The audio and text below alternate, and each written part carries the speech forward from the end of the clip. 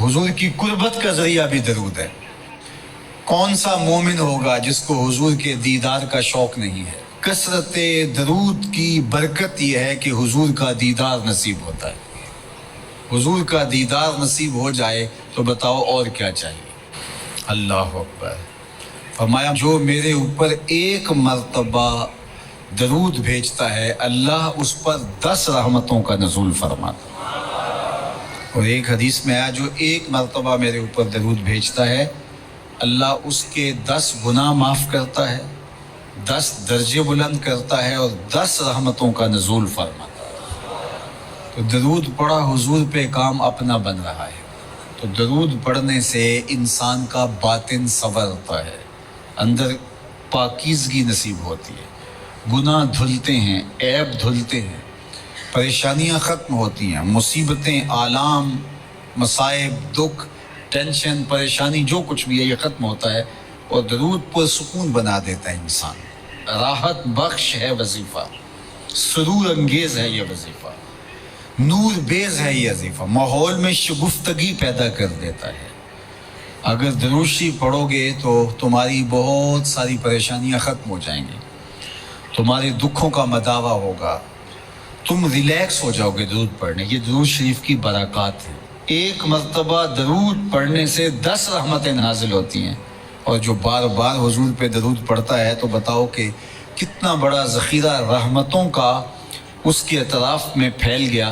तो इसलिए कसरत के साथ दरूद पढ़ना चाहिए। हुजूर अलैहिस्सलाम ने यह भी इरशाद फरमाया कि जो मेरे ऊपर दरूद पढ़ता है मेरे ऊपर लाज़िम है कि मैं उसकी शफ़ाअत करूँगा। शफ़ाअत रसूल के हुसूल का ज़रिया दरूद बनता है। चूँकि हमारा आसरा ही हुजूर की शफ़ाअत है।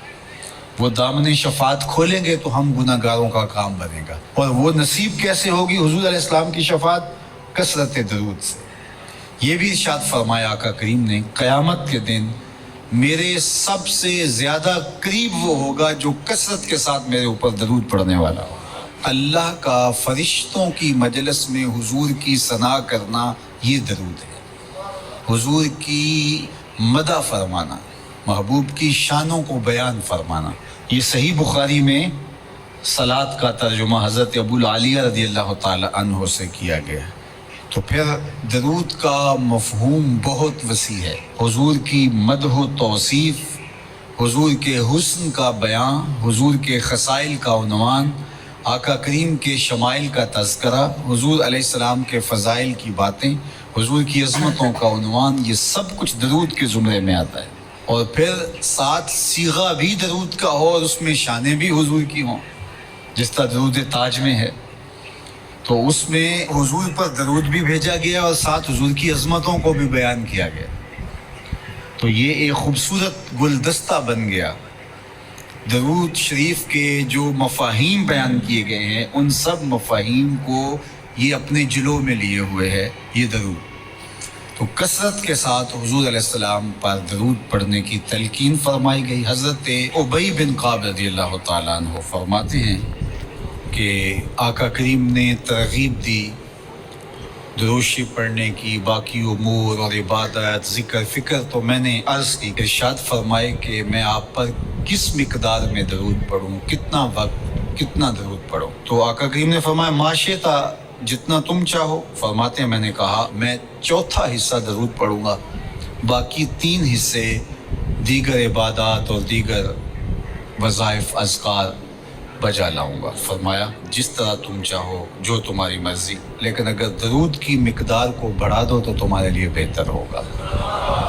तो मैंने कहा अन-निस्फ़ा, मैं आधा वक्त दरूद पढ़ा करूँगा और बाकी चीज़ें बाकी आधे वक्त में करूँगा। तो फरमाया जिस तरह तुम चाहो, लेकिन अगर दरूद की मिकदार को बढ़ा दो तो तुम्हारे लिए बेहतर होगा। मैंने कहा कि हुजूर मैं 2 हिस्से दरूद पढ़ूँगा और 1 हिस्सा बाकी वज़ाइफ औरात बजा लाऊँगा। तो फरमाया जैसे तुम्हारा दिल चाहे, लेकिन अगर तुम दरूद की मिकदार को बढ़ा दो तो तुम्हारे लिए बेहतर होगा। फरमाते हैं मैंने कहा हुजूर मैं पढ़ूँगा ही दरूद, सारा वक्त मैं आप पे दरूद ही पढ़ता रहूँगा। फरमाया फिर तुम्हारे सारे दुख, तकलीफ़, अज़ियतें, परेशानियाँ, उसके लिए ये दरूद किफ़ायत करेगा और तुम्हारे गुनाहों की मग़फ़िरत फरमा दी जाएगी।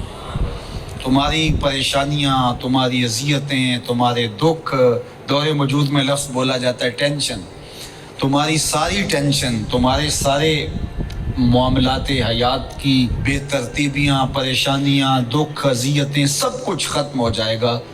درود سب دردوں کا مداوع ہو جائے گا، سب دکھوں کا علاج ہو جائے گا، سب پریشانیوں کا حل ہوگا، سب مصیبتوں کا مداوع بن جائے گا، اور ساتھ ساتھ تمہارے گناہ بھی بخش دیے جائیں گے۔ تو درود جتنی کثرت کے ساتھ پڑھا جائے اللہ کی اتنی ہی رحمتیں نازل ہوتی ہیں۔ تو باقی وظیفے، باقی اوراد وہ بھی فضل و شرف والے ہیں، لیکن حضور نے فرمایا کہ پھر تمہارے لیے درود ہی کافی ہو جائے گا۔